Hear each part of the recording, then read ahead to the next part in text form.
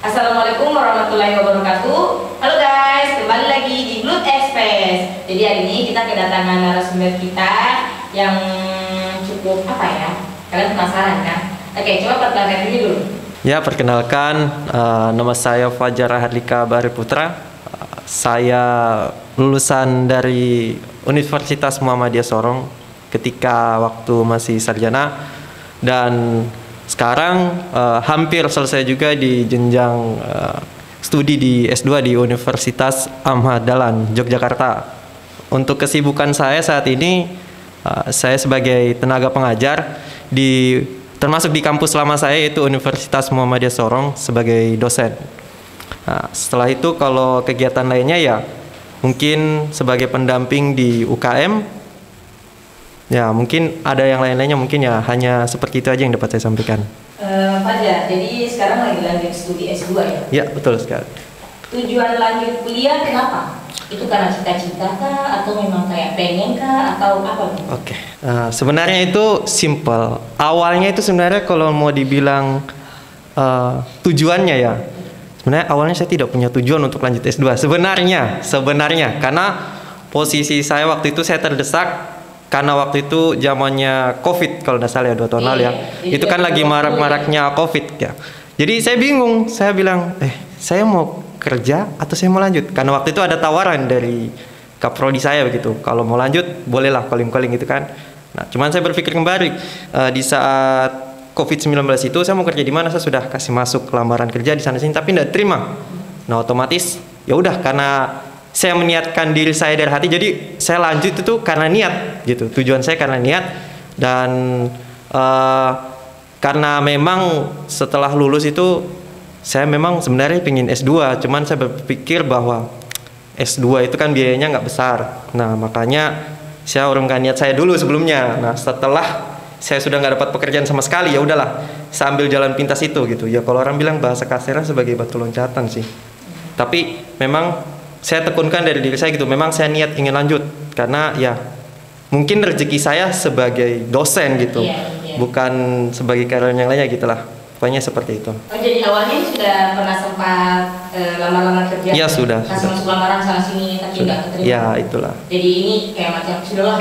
Ya, mungkin rezeki saya di sini gitu. Fajar, kesulitan atau kesusahan apa yang didapatkan selama menjalani studi S2 ini? Kesulitannya sih, kalau saat ini ya, mungkin kalau saya nggak tahu apakah di kampus lain itu sama seperti kampus saya atau tidak ya, tapi kan sebenarnya ada kesulitan-kesulitan yang mungkin saya hadapi, tapi itu kan privasi kampus gitu. Yang pasti ya, setiap namanya kita sebagai mahasiswa berkuliah dimanapun kampusnya, pasti ada tingkat kesulitan masing-masing. Di prodi, entah itu di prodi selain prodi informatika atau yang lainnya gitu ya, pasti ada tingkat kesulitannya masing-masing gitu. Seperti itu. Selama S2 ini masuk tahun berapa sih? Masuk mulai ambil S2-nya itu 2020 bulan 9. Itu kan kita lagi marak-maraknya COVID. Ya, betul sekali. Nah, selama proses S2 itu kuliahnya kebanyakan apa? Offline, online atau gimana? Jelasnya sih online. Yeah. Tapi sebenarnya sih saya rindu ya, maksudnya kalau kenapa sih nggak waktu itu offline aja gitu, apalagi kan di Jogja gitu kan. Siapa sih yang nggak kenal kota Jogja, itu yang indah di kota Jogja gitu kan. Cuman karena COVID ya otomatis kita online gitu. Sudah pernah offline atau sama sekali online saja? Kalau offline-nya ketika saya semester 3 sih, baru beberapa bulan lalu lah, sekitar Januari itu saya berangkat ke Jogja itu untuk kalau nggak salah monef tesis. Jadi kita di S2 itu ada yang namanya monef. Jadi kayak memberitahu progres kita tentang tesis kita itu sudah sampai di mana. Jadi dosen di S2 itu selalu mendampingi kita, bukan membiarkan kita jalan sendiri, tidak. Jadi dari semester 1 sampai semester 3 itu sampai selesai lah maksudnya, itu tetap kita didampingi dosen. Jadi nggak kita jalan sendiri gitu. Full didampingi? Ya, full didampingi. Makanya monefnya ya di sana bersama teman-teman yang lain gitu. Jadi ya offline gitu. Menurut Fajar nih, lebih enak kuliah offline atau online? Kalau dari posisi saya untuk saat ini ya, karena mungkin saya mengajar di kampus ya otomatis lebih memilih online dibandingkan offline. Tapi ketika saya tidak memiliki pekerjaan lain atau kesibukan lain, cuma untuk kuliah ya saya akan lebih senang offline, karena kan kalau kita online kita nggak ngerti nih ini teman-teman kita ini siapa aja gitu. Kita jadi selama kuliah itu kita cuman bertatap muka lewat Zoom saja gitu. Jadi kita nggak tahu nih orang ini yang mana sebenarnya. Nah, ketika kita udah sampai, jadi ketika saya berangkat ke sana saya ketemu teman-teman nih, wajah-wajahnya itu berbeda-beda semua gitu. Jadi ya sebenarnya sih ada kebahagiaan tersendiri gitu bisa ketemu teman-teman, mungkin ada yang lebih tua, ada yang lebih muda. Jadi pokoknya asik lah gitu. Jadi sebenarnya online itu ada positifnya, Ya. juga ada positifnya. Ya, seperti itu. Tidak ada lah yang namanya dirugikan. Ya. Tidak. Jadi tergantung. Pasti ada ini ya, ada sedikit apa ya, bilang tingkat kesusahannya masing-masing. Sebenarnya sih kembali kepada kita sendiri. Iya. Kita punya kesibukan apa? Kalau memang tidak ada kesibukan ya otomatis kita lebih memilih offline dong daripada online gitu. Kalau macam Fajar ini kan punya pekerjaan, Ya. jadi lebih senang online. Ya, lebih senang online. Benar. Cuman rata-rata kalau untuk semester kalau untuk S1 agak sedih ya kalau 4 tahun Ya. harus online begitu. Ya, sebenarnya sih begitu. Kan Maksudnya ngajar nih, gimana Ya. nih rasanya ngajar? ngajar ya mungkin Kayak ngajar adik-adik S1. ya. Iya. Sebenarnya sih awalnya sih mungkin ada rasa gugup ya, maksudnya pertama kali ngajar gitu. Tapi pernah lah dulu sebelum saya ngajar, pernah dulu waktu saya KKN, kan ikut KKN Muhammadiyah di Jawa Tengah di Purbalingga. Nah, di situ kan saya itu punya program kerja itu mengajar siswa-siswa SD di kelas 5 dan 6. Nah, dari situlah saya belajar awal mulanya. Tapi itu hanya 1-2 kali saja pertemuan gitu. Setelah itu kan selesai gitu. Jadi ketika saya mau mengajar lagi di kampus gitu, saya agak sedikit ya pastinya gugup ada sih, apalagi ketemu mahasiswa yang ya kalau bisa dibilang junior saya sendiri gitu. Jadi agak sedikit ya pokoknya mindsetnya agak sedikit gugup lah, tapi karena sekarang udah terbiasa ya fine-fine aja gitu. Tapi kan Fajar, yang namanya kita S1 kan, yang namanya kita kuliah kan apa ya, umur itu tidak harus mereka adik-adik. Ya. Pasti mereka ada yang di usia di atas Fajar. Ya, betul sekali. Ada juga yang Pastinya setelah dong. Fajar. Itu gimana tuh cara Fajar? Nah. Apa sih mengatasinya? Kalau saya sih mengikuti apa ya namanya? Prosedur atau apa? Tidak, maksudnya mengikuti umur lah, maksudnya ketika saya bertemu dengan orang yang lebih tua saya harus seperti apa, ketika saya bertemu dengan orang yang lebih muda saya harus seperti apa gitu. Jadi bersifat netral lah, menyamai gitulah, mengikuti alur gitu kalau kita bilang. Iya benar. Tapi kalau di kampus ini panggilannya apa? Pak, Kak, atau apa ya? Ya kalau mungkin semester yang belum kenal saya ya, mungkin kalau yang belum kenal itu semester 1, semester sekarang semester 2 ya, itu mungkin ada yang panggil Pak, karena mereka belum tahu apakah saya ini senior mereka dulu apa bukan gitu. Tapi kan kalau yang udah kenal saya, contoh misalnya di UKM sendiri, ya mungkin panggilnya saya Kak, karena mereka sudah sering ketemu saya di UKM gitu. Atau mungkin kalau yang di semester atasnya, ya pastinya panggilnya Kak. Oh iya, karena kan sempat dapat Ya. pada kuliah ya, pada masa S1. Pernah tidak merasa kayak gini? Aduh, kok bisa ya saya ambil S2? Kok bisa ya saya tuh ambil S2? Atau pernah ada tidak rasa penyesalan sedikit ambil S2 ini? Kayak macam, bisa kayak macam menyesal deh ambil ini, kenapa saya tidak kerja di bagian sini, kenapa saya tidak tes ini. Ada tidak? Biasanya kan ada tuh, kayak pada saat Ya, waktu betul. kita S1 salah pilih jurusan kan? Ya, itu yang sering terjadi. Kenapa jurusan ini, kenapa Ya. ini? Pernah tidak ada berpikir kayak gitu? Di awal sebenarnya sih kalau karena gini, jadi kita itu mau bersekolah atau melanjutkan studi itu yang diawali dengan niat dulu, niat di hati dulu, bukan langsung wah kita masuk jurusan ini menyesal atau wah kita kuliah ini misal, tidak, tapi kita niatkan dulu dari hati, kita ini lanjut karena apa sih, tujuan kita tuh apa gitu. Tadi kan seperti di awal itu kan tujuannya yang ingin mungkin mencari ilmu lagi, atau mungkin tujuannya ingin jadi dosen lagi, atau mungkin bisa jadi rezekinya kita di situ gitu, Ya. seperti itu. Tapi kalau misalnya gini, lanjut selesai S2, Ya. kan ngajarnya di UMS nih sekarang. Ya, betul sekali. Bisa tidak kerja di tempat lain selain di UMS ngajarnya? Misalnya kayak ngajar di kampus apa, bisa tidak? Atau hanya boleh fokus ke UMS saja? Hanya mau fokus ke UMS saja? Kalau saya sendiri pribadi ya, saya sih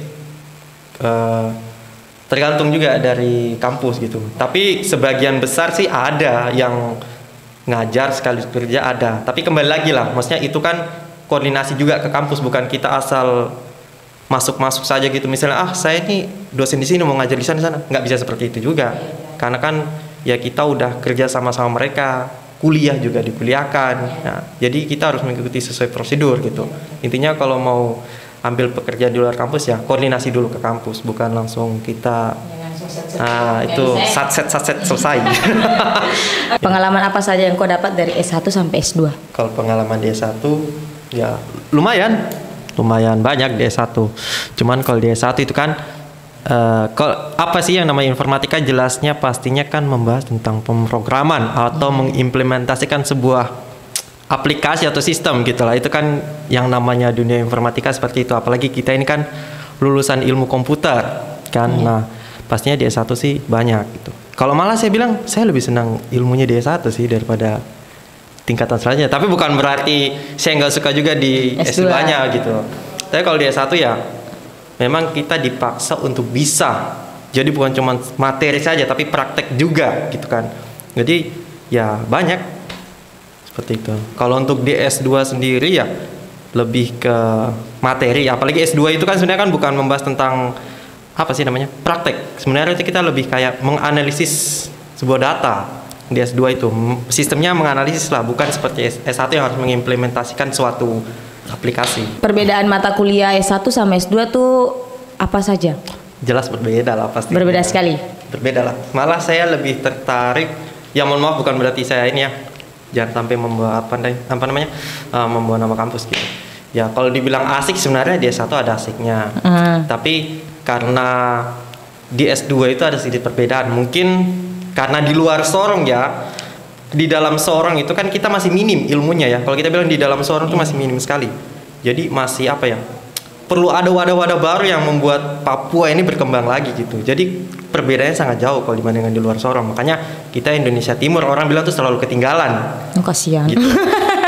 Tapi memang benar. Semua dari segi apapun itu bukan hanya dari segi pendidikan. Ya, apa saja kita juga memang ketinggalan. Ya begitu. Makanya tadi saya bilang kalau untuk dari segi S2 ya itu tadi banyak pelajaran baru. Kita apalagi sekarang itu maraknya hacker ya, orang pencurian data. Nah itu kalau kita di S2 itu ada namanya kalau kita bilang apa ya?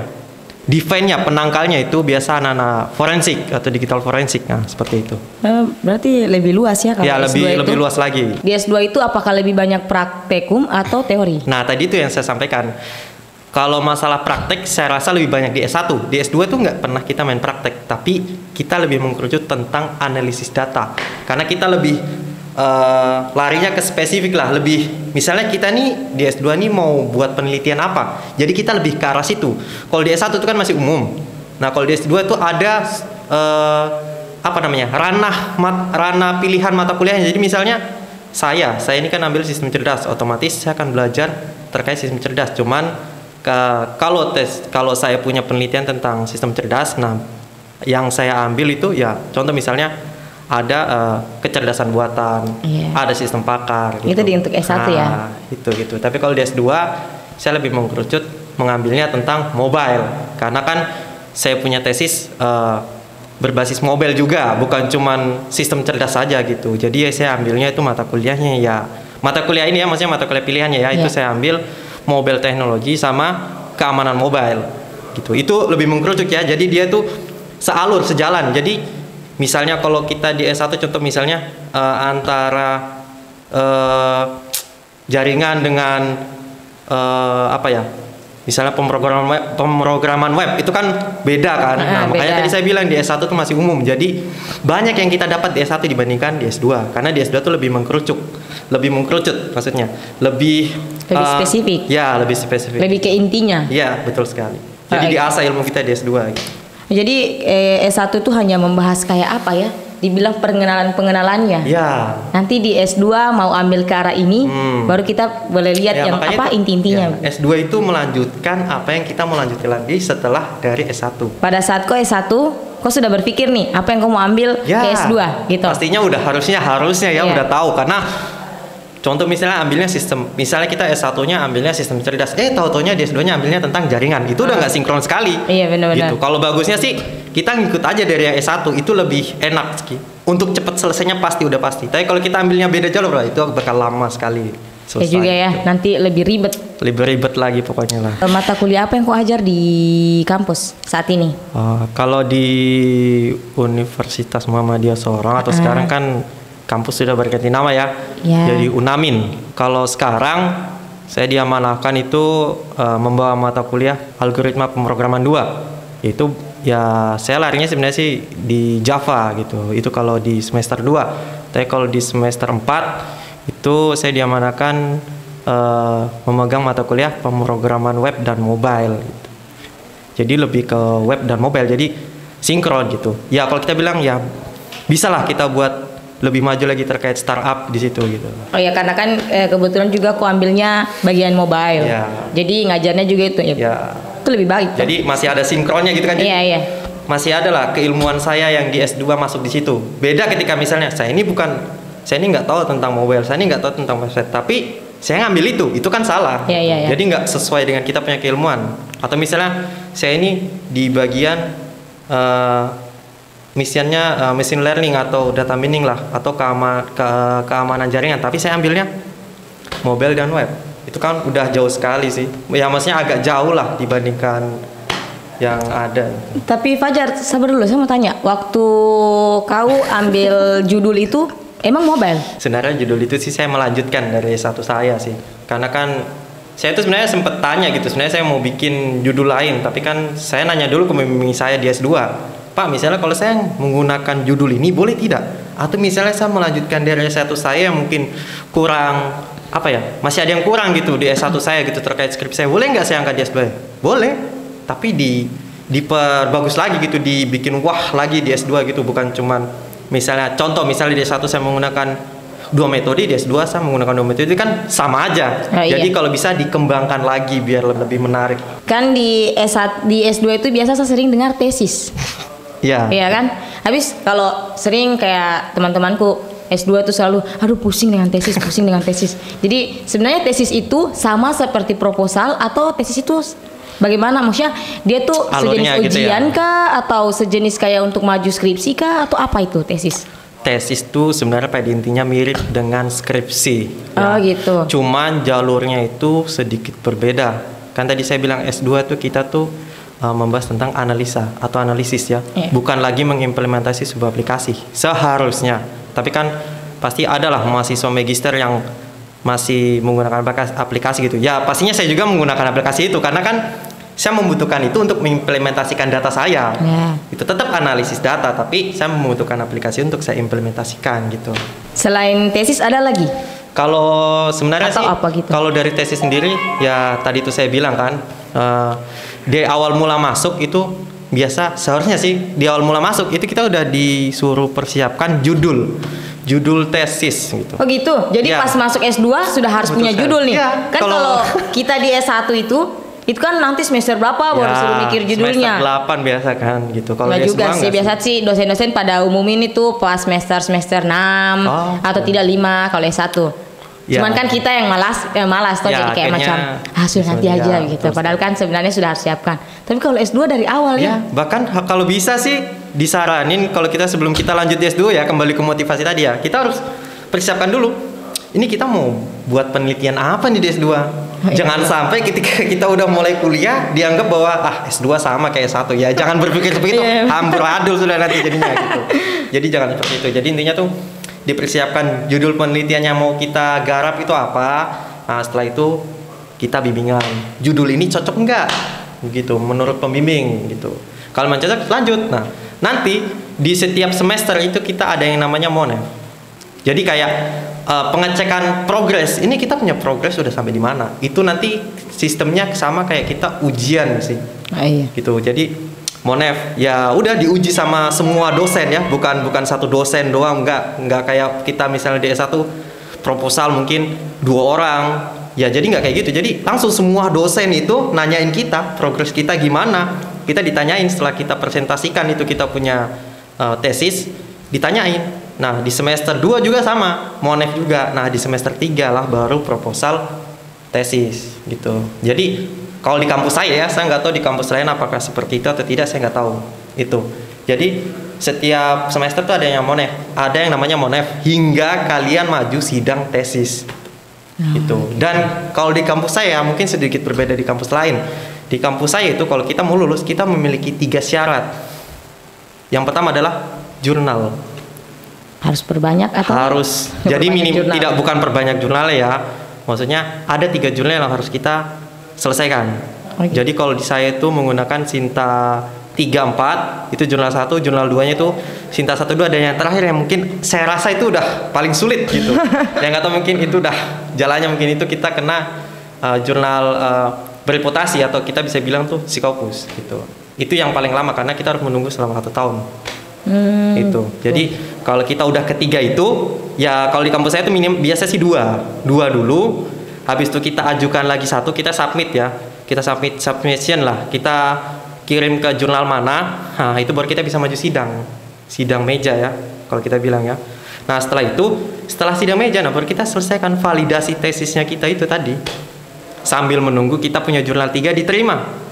Setelah diterima baru kita bisa yudisium, nggak seperti S1 kan. Iya, S1-nya, maksudnya S1-nya yang saya rasakan sebelum ini bisa lah yudisium, tapi di S2 nggak bisa gitu, mohon maaf nggak bisa, itu kampus nggak bakal mau, karena kalau kayak gitu otomatis mahasiswanya bisa kabur setelah mereka yudisium gitu. Jadi harus diselesaikan semuanya ya, dulu. Jadi syaratnya tuh banyak sekali memang. Ya, memang karena kan tingkatnya juga kan lebih di atas toh, jadi pasti tingkat kesulitannya juga lebih tinggi. Paling utama juga sih harus TOEFL. S2 itu udah pasti, TOEFL itu pasti. Ya, saya sering juga dengar TOEFL. 500 ke atas lah pokoknya itu sudah. Ya maksudnya beda-beda kampusnya, mungkin ada 450, kalau di kampus saya sekitar 500 lebih lah. Itu TOEFL-nya. Boleh tidak kasih motivasi sedikit ke teman-teman yang juga pengen ambil S2 tapi masih bimbang, kan banyak tuh kayak mau ambil S2 tapi takut ya, susah ya, apalagi tuh pada saat apa sih namanya skripsi, proposal itu kan sudah tidak lagi diambil S2, tobat kayak gitu. Apa motivasinya Fajar supaya mereka tuh juga mau gitu ambil S2 dan yakinkan diri untuk ambil S2? Kalau saya ya simpel saja sih, satu niat, kembali lagi ke niat kita itu apa gitu. Kalau misalnya kita nggak punya niat untuk lanjut S2, itu jangan memaksakan. Karena ketika kita memaksakan sesuatu, hal itu akan mendapatkan kendala besar di belakang nanti gitu. Jadi kalau memang kita sudah niat, apapun yang terjadi ketika kita berkuliah, itu semua pasti akan insya Allah bisa dilalui lah gitu. Motivasinya satu, niat saja, niat dari hati kalau memang kita mau lanjut gitu. Itu. Kalau masalah jurusan apa ya, kalau bisa ketika kita lanjut itu kalau bisa selinier, sejalur. Misalnya saya di informatika, kalau bisa S2 juga informatika. Itu lebih bagus gitu. Jadi ilmu kita yang kurang di S1 kita bisa mendapatkan lagi di S2. Jadi ada tingkatan lagi gitu. Karena kan kalau kita cuma berhenti di S1, kadang nih, apalagi anak informatika kan gitu kan. Saya nih belum tahu ngoding dari semester 1 ini nggak dapat gitu, nggak terlalu memahami program gitu. Itu kan harus dipelajari lagi gitu. Tapi bukan berarti ketika kita lanjut S2 kita akan lebih pintar daripada teman-teman yang di S1 gitu. Makanya kembali lagi ke niat kita itu apa gitu. Entah itu kita mau mencari pekerjaan dengan pangkat tinggi kah, atau mau jadi dosen kah, atau apa gitu. Itu tujuannya kita itu. Jangan berpikir bahwa saya takut untuk lanjut S2 karena kuliah susah. Nggak ada tuh cerita gitu. Semua itu dari niat. Kalau kita sudah niat, apapun yang terjadi di sana kita bisa lalui semua. Dan saya merasakan itu gitu. Seperti itu. Oke, jadi teman-teman, motivasi dari Fajar buat kalian yang pengen S2 itu masih kayak ragu banget dalam hati. Jadi itu semua harus dari niat. Ya, diniatkan. Kalau niat kita lurus, pasti deh lurus semuanya. Ya. Oke Fajar, jadi terima kasih sudah datang sebagai narasumber. Ya. Next, siapa tahu Fajar sudah selesai, kita bisa undang lagi, guys. Amin. Kita doakan sama-sama semoga semuanya lancar sampai selesai dan wisuda. Oke guys, sampai ketemu lagi di next podcast Blood Express. Kalau ada pertanyaan dari teman-teman boleh tulis di kolom komentar. Sampai jumpa lagi. Wassalamualaikum warahmatullahi wabarakatuh.